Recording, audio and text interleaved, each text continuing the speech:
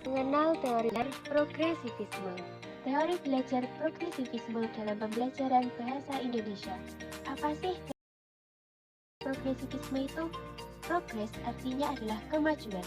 Secara singkat, progresif dapat dimaknai sebagai suatu gerakan perubahan menuju perbaikan. Artinya, progresivisme merupakan salah satu aliran yang menghendaki suatu kemajuan, yang mana kemajuan ini akan membawa sebuah perubahan. Teori belajar progresivisme menekankan pendidikan dan pembelajaran bahasa berpusat kepada siswa. Hal ini sesuai dengan tujuan kurikulum Merdeka, yaitu kegiatan pembelajaran harus mampu mengarahkan siswa aktif dan berperan sebagai subjek utama pembelajaran. Dalam kegiatan pembelajaran, guru hanya berperan sebagai motivator dan fasilitator. Pembelajaran bahasa dengan menggunakan teori progresivisme adalah dengan memberikan siswa modul, tugas-tugas mandiri, proyek kelompok, dan berbagai latihan-latihan lainnya yang menuntun pembelajaran dilakukan oleh siswa sendiri, sehingga siswa lebih aktif menggali pengetahuan sendiri. Para ahli filsuf dan tokoh teori progresivisme seperti William James, John Dewey, Jean-Jacques Rousseau memiliki pandangan yang berbeda terhadap teori progresivisme ini.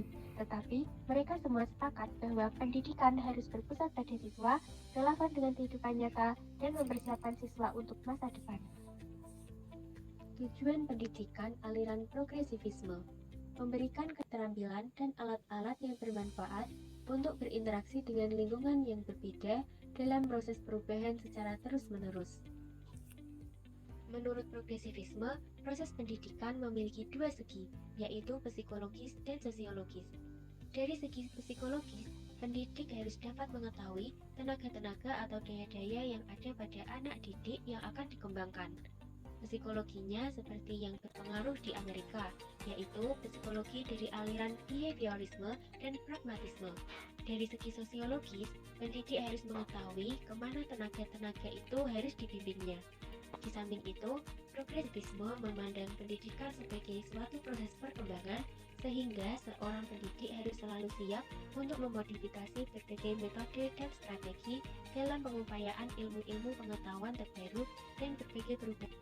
Berikut adalah tabel perbandingan teori belajar progresivisme dalam pembelajaran bahasa Indonesia dengan teori-teori belajar yang lain. Dengan teori progresivisme yaitu belajar aktif dan berbasis pengalaman, peran guru sebagai fasilitator, dan peran siswa aktif dan eksploratif dengan menggunakan metode diskusi, proyek, problem solving. Implikasi teori belajar progresivisme: 1. Memberikan pengalaman empiris kepada peserta didik sehingga terbentuk pribadi yang selalu belajar dan berbuat. 2. Mampu memberikan keterampilan pemecahan masalah atau problem solving yang dapat digunakan oleh individu untuk menentukan, menganalisis, dan memecahkan masalah. 3. Pendidikan bukan hanya menyampaikan pengetahuan kepada anak didik, melainkan yang terpenting melatih kemampuan berpikir secara ilmiah. Contoh penerapan teori progresivisme: membaca cerita dan bermain peran. Siswa membaca cerita pendek, lalu bermain peran sebagai tokoh dalam cerita untuk memahami isi dan emosi karakter. Yang kedua, menulis pengalaman pribadi. Guru meminta siswa menulis tentang pengalaman liburan atau kejadian menarik, sehingga mereka belajar menulis dari pengalaman nyata. Yang ketiga, diskusi dan presentasi. Siswa diminta berdiskusi tentang cerita atau teks yang dibaca, lalu menyampaikan pendapat mereka di depan kelas. Yang keempat, jar kosakata dengan permainan.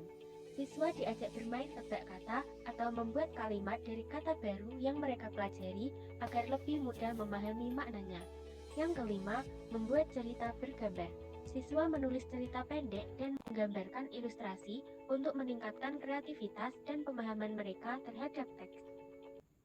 Karakteristik utama progresivisme: yang pertama, pendidikan dianggap mampu merubah pendidikan. 2.